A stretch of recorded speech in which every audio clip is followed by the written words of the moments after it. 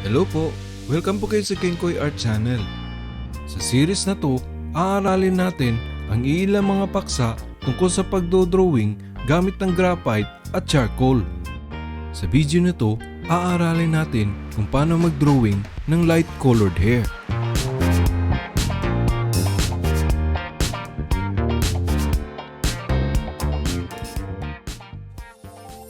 Magiging madali sa atin ang pagdrawing ng buhok kung gawin natin itong mas simple. Mas maiging sa malalaking forms tayo nakafocus kaysa mga hibla ng buhok. Kapag ipakinabang sa atin na paghiwalayin ang buhok sa tatlong layers. Yung hairline o hair cap, yung mga kumpol ng buhok at yung mga nakalutang na mga buhok. Yung hairline o hair cap ay ang linya o parte ng buhok na kung saan nanggagaling ang mga strands at siyang naghihiwalay sa skin at buhok. Yung nasa noo, gilid ng mukha, tenga at likuran ng ulo. Yung mga kumpol ay siyang nagbubuo ng katawan ng buhok. Sa natural na bagsak ng buhok, namumuo ang mga ito galing sa bangs, gilid, sa tuktok at likod. Nag-iiba ito depende na rin sa hairstyle. Mahihiwalay natin ang mga kumpol sa isa't isa sa pamamagitan ng pagsunod ng daloy ng mga hibla.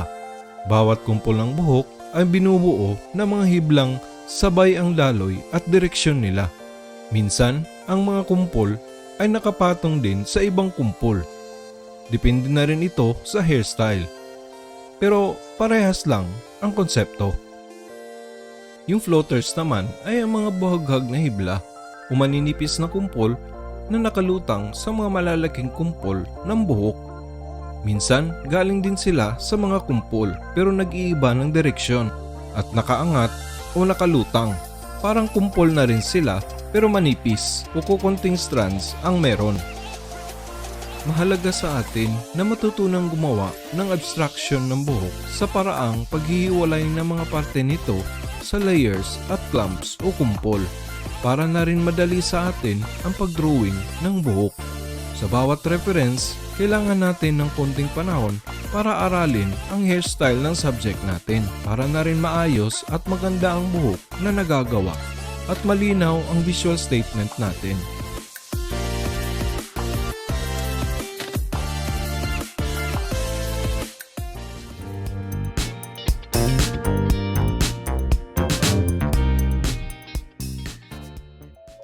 Gaya na rin ng ibang bagay na dinodrawing natin, may sariling local value range ang buhok ng subject natin.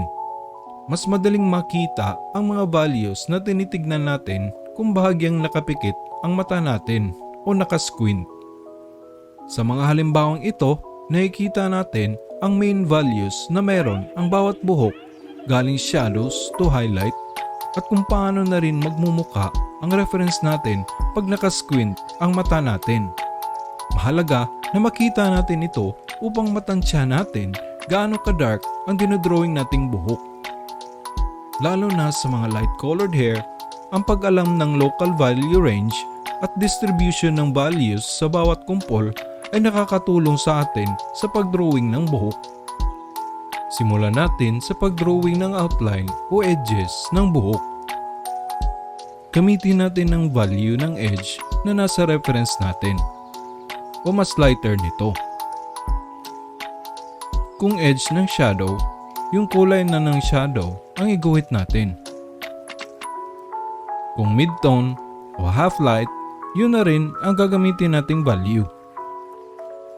Magsisilbing gabay ang mga ito sa pag-shade natin mamaya. I-shade natin ang kumpol ayon na rin sa shading nila na nasa reference. Huwag muna nating pansinin ang individual na mga shadow o highlight ng strands na nasa buhok. I-render muna natin ang buong shape ng kumpol. I-shade na rin natin yung light value gamit ang mid-tone para magsilbing base tone ito sa gagawin nating light value gamit ang eraser.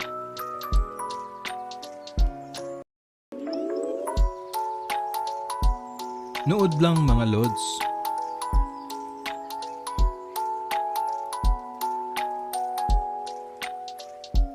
Simulan nating gawin ang light value ng strands gamit ang kneadable eraser. Mas maigi ito dahil di masyadong malakas ang pagbura nito. Gumamit din ng brush para ibalik ang shade ng hibla sa tamang value. Maiging makita natin na may transition din ang light value to mid-tone sa bawat hibla. Dito, magagamit natin ang dati ng shading na ginawa natin bago pa man tayo nagsimulang gumawa ng hibla. Nood lang mga lodi.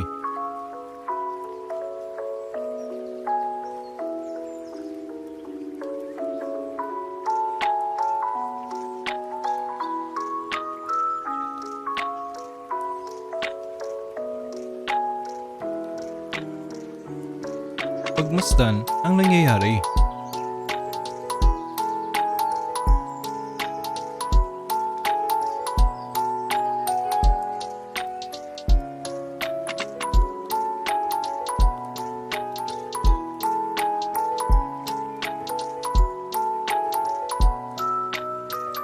Focus lang tayo, Lods.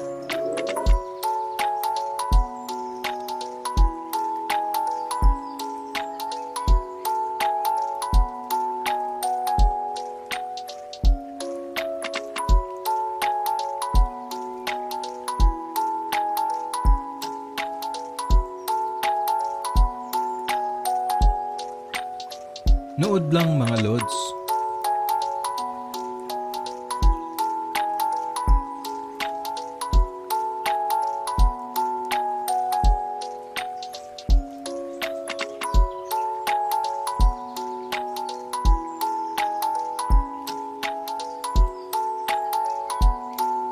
Iguhit na natin ang mga dark tones, yung mga occlusion shadows ng mga kumpol at shadow values ng mga strands.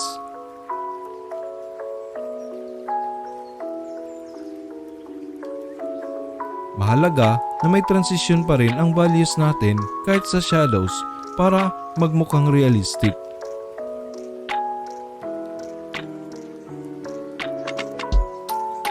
Huwag magatubiling gamitin ang brush sa paggawa ng mga soft edges upang inaayos ang values ng drawing.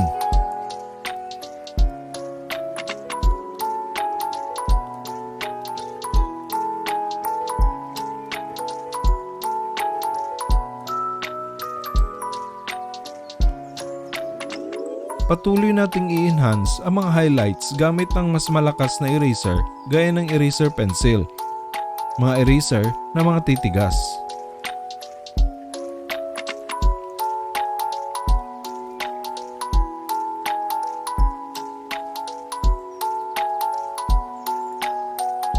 Hindi kailangang iguhit lahat ng mga strands.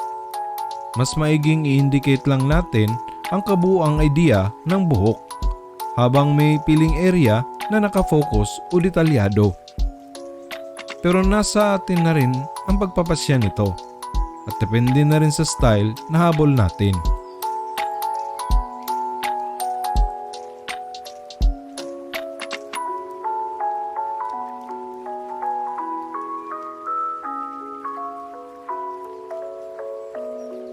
Ito na ang kinalabasan ng gawa natin. Siguradong pwede pa itong gawing mas detalyado at ma-contrast. Pero para sa goal ng tutorial ay siguradong sapat na ito.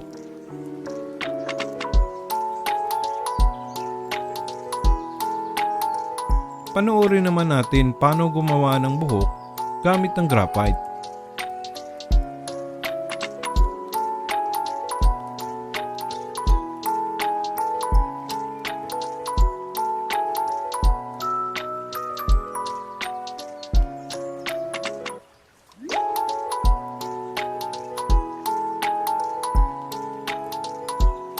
Nood lang mga Lods.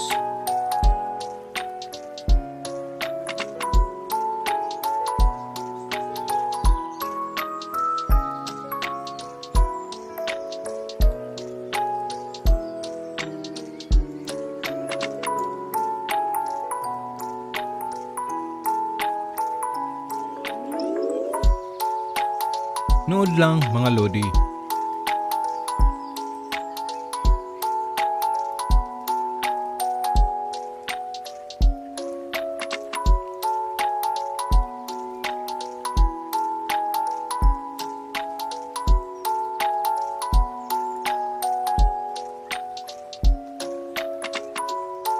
Pagmasdan ang nangyayari.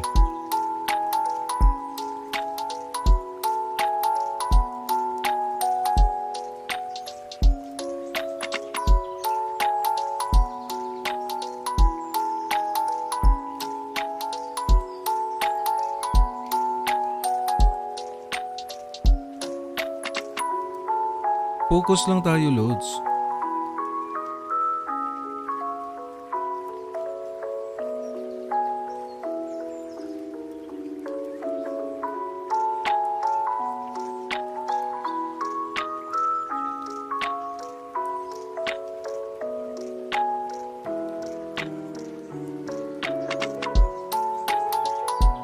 Nood lang mga Lods.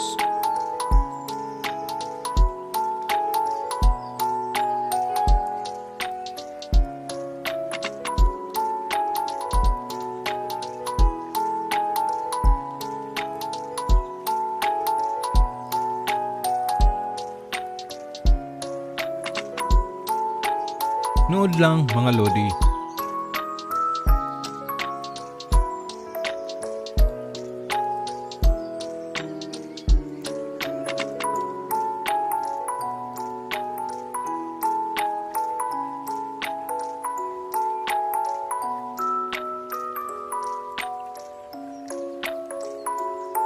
Pagmasdan ang nangyayari.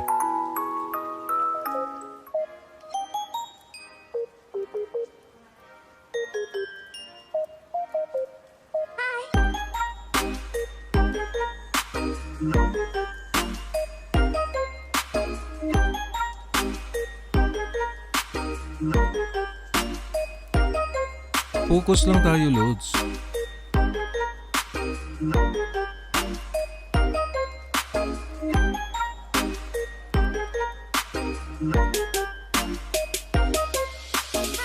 Ito naman ang kinalabasan ng gawa natin gamit ng graphite. Siguradong pwede pang pagandahin ito, pero para sa purpose ng ating tutorial ay siguradong okay na ito. Kung napansin nyo, halos kapareho lang ang paraan ng pagdrawing gamit ng charcoal at graphite. Magkaiba lang dahil magkaiba ang paghandle ng medium na graphite at charcoal.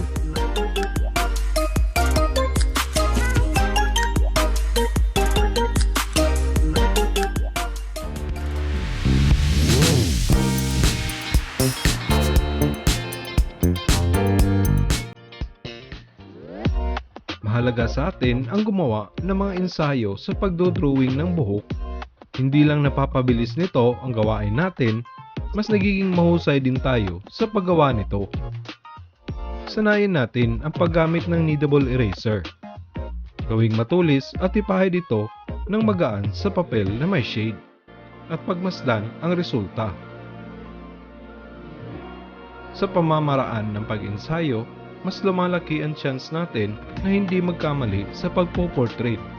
Nagiging confident tayo at nakakagawa ng mga effects o stilong nakakamangha. Gumawa tayo ng mga buhok, kumpol at iba pa gamit ng mga kagamitan natin. Sanayin natin ang paggawa ng mga light values, dark values, at pag-maintain ng local value ng ating subject.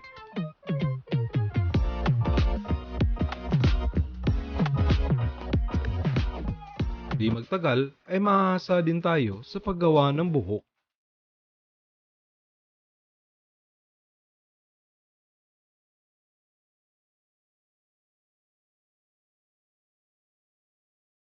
Yan ang kabuuan ng pangsang ito. Naway makakatulong ang video na to sa patuloy nating paggawa ng mga artworks. Laging tandaan, magmahalan, mag-enjoy lang. Tuloy tayo!